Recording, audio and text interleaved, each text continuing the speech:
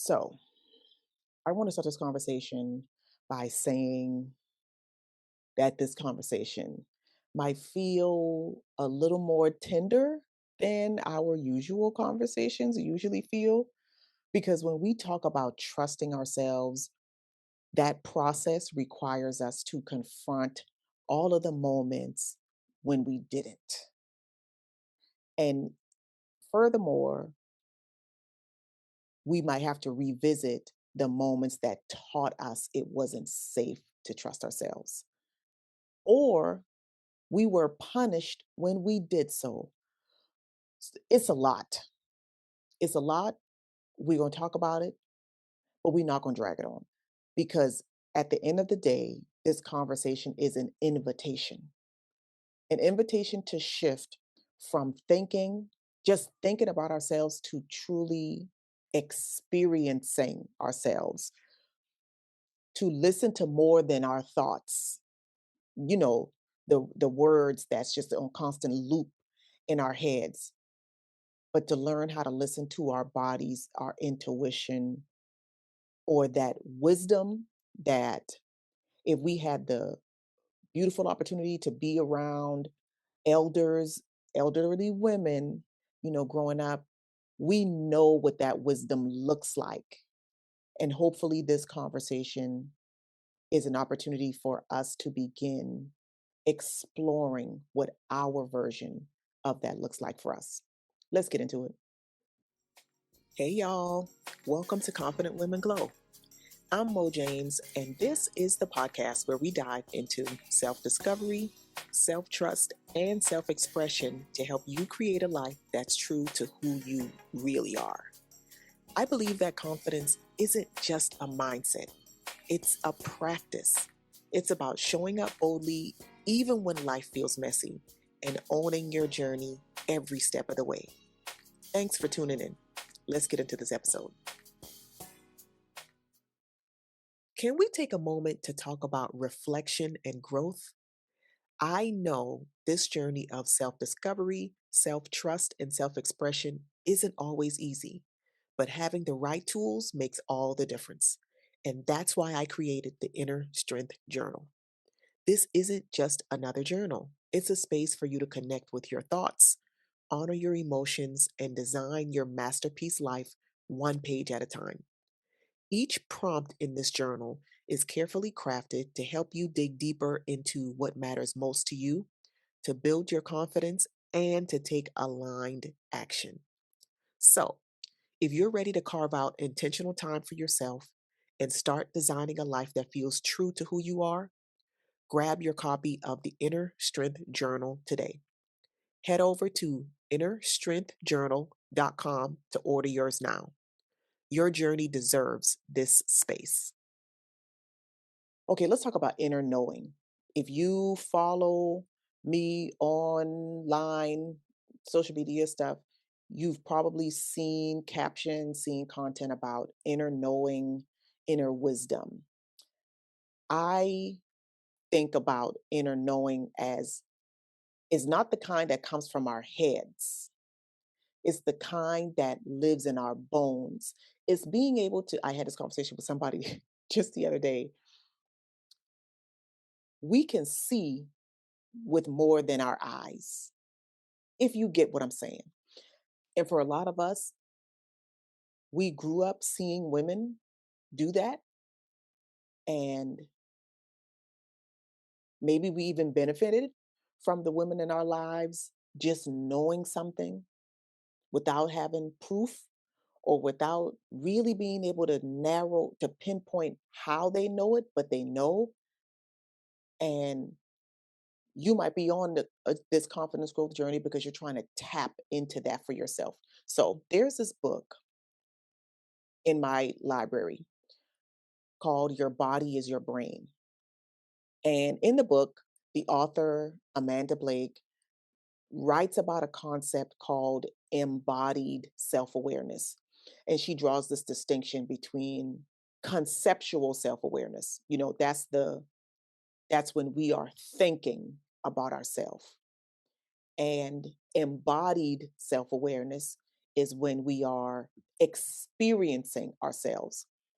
In the book, she writes on page 57, whereas conceptual self awareness takes you anywhere in time, embodied self awareness takes you to this moment in time. And that line hit me hard, like it's highlighted in the book, because how often do we live outside of the moment? We are worrying about what I said then and what I should have said, and then what's going to happen tomorrow. We replaying the last time so and so did this. Like we're we're running this endless list of calculations and trying to figure everything out all at once. And we are not present in the moment that we're in. But when we pause and when we give ourselves an opportunity to check in, we have the opportunity to ask our bodies what is true in the moment. We get to access a different kind of wisdom. I feel like if you watch the nature documentaries and you see the deer, in the woods, just minding its business, and then all of a sudden it looks up and it's like, "Mm?" And then the ears start twitching, and then it's like, "Mm-mm, something don't feel right." We have that too. We have it too, but I believe we get so smart and we get so much in our heads that we forget to tap into that. I remember a time I was having a conversation with somebody who was offering me something that I wanted, something that they knew I wanted. And the thing that they were offering, it looked good on paper, but everything in my body was uncomfortable. It was tense, it was tight, it was uneasy. I could not make my mouth say yes because my body was screaming, "Nope, nope, nope, nope, nope, nope, nope." I tried convincing myself that, okay, you can say yes. And then, when this happens, you will just do this and then this, and then you figure it out like this. Like I was trying to convince my own self to say something that my body was telling me was not right. I realized that my body was speaking to me before my brain even knew all of the context. In the book, the author says that strengthening our embodied awareness is the first step toward building more courage, more compassion, more composure. And all of these qualities support our confidence and our peace of mind. That's what I want for us. So, the wisdom that you are looking for is already in you. Now, if you are listening and thinking, okay, Mo, that sounds great, but I don't even know how to hear that wisdom. You are not by yourself. A lot of us were taught not to listen. A lot of us were taught to stifle those voices down. There's another concept in the book that I think the author explains in a really illustrative way. She talks about bio behavioral blind spots.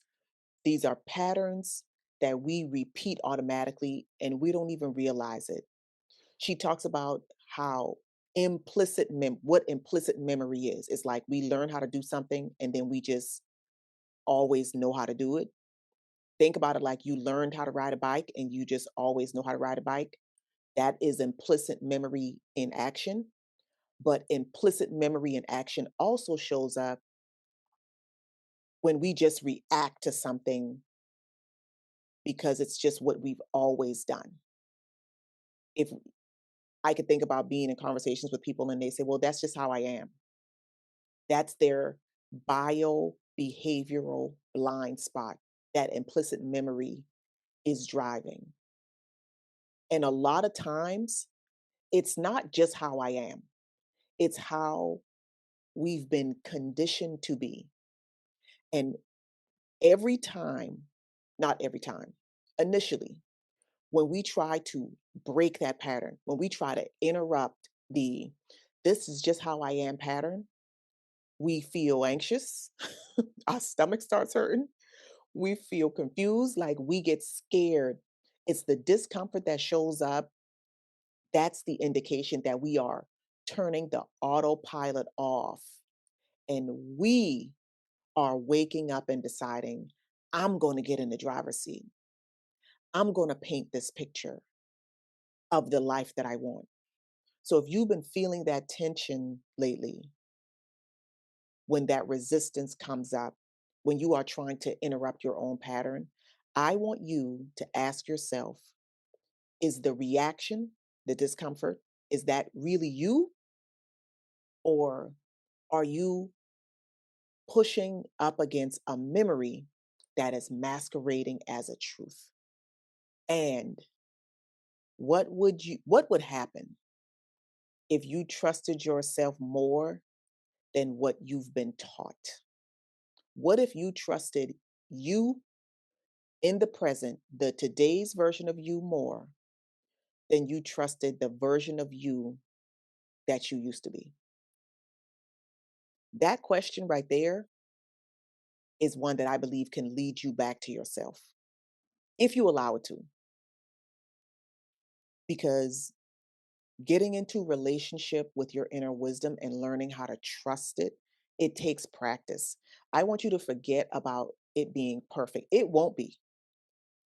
The point here is to learn how to tune in moment by moment. And here are a few ways. I want to give you a few ways that you can start training yourself, retraining yourself to do this. Before you react, I want you to breathe. Like take 3 slow breaths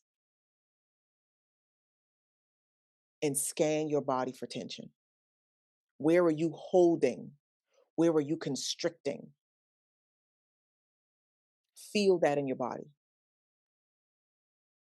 And then ask yourself, what do I know right now? Not what do I think?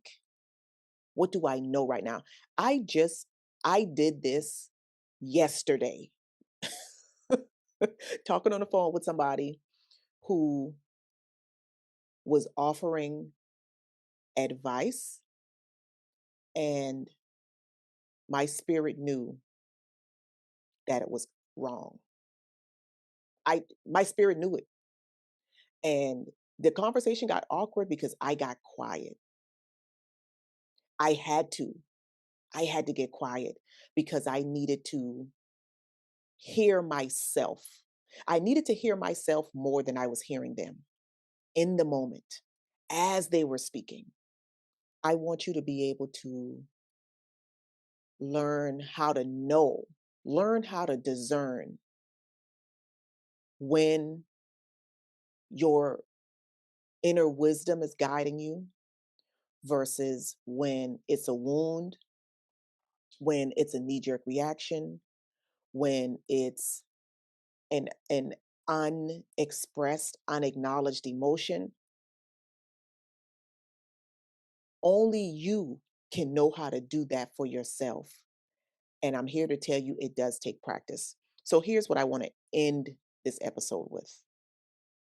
I have created a tool, a resource that can help you with this. It's not something that's designed to fix you because you're not broke.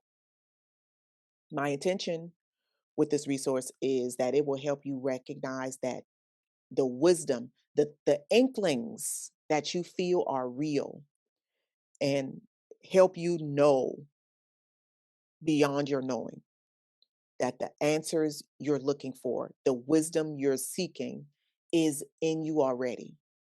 And so I will tell you about the resource next week. Until that episode drops, feel free to get caught up on the previous 35 episodes in this season. But for now, I want you to sit with this. I want you to know this. The wisdom that you're looking for is in you and it always has been. You just need to learn how to find it. You just need to learn how to allow it to rise. You just need to learn how to trust it. Take 10 minutes today if this episode resonated with you and be still. Just be still. You don't have to chase certainty.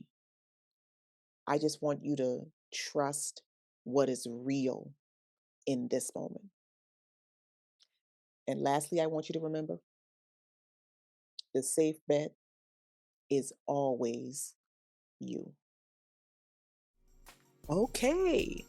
Thanks for sticking with me to the end of this episode.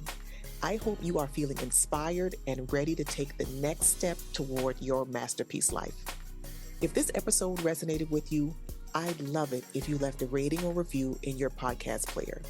It helps more women like you find the show. And if you're ready for deeper conversations and support, come join us in the Glow Circle membership community. Your first 7 days are free, and we would love to have you. Thank you for being a part of this amazing community. Until next time, keep glowing. Later.